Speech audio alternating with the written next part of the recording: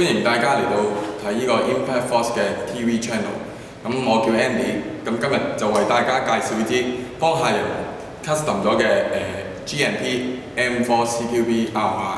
咁裡面加入咗我哋Systema AEG 2代波箱，另外仲有個 AS 嘅 MOSFET 喺入面，咁令到打單發更加順暢。咁我哋依家試下支槍先。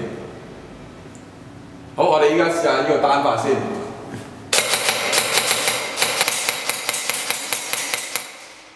好，大家發唔發現呢個 trigger 又輕又快？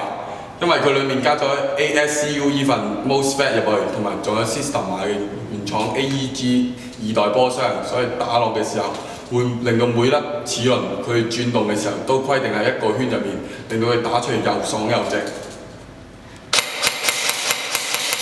好，另外啊，我哋依家試埋個連發模式先。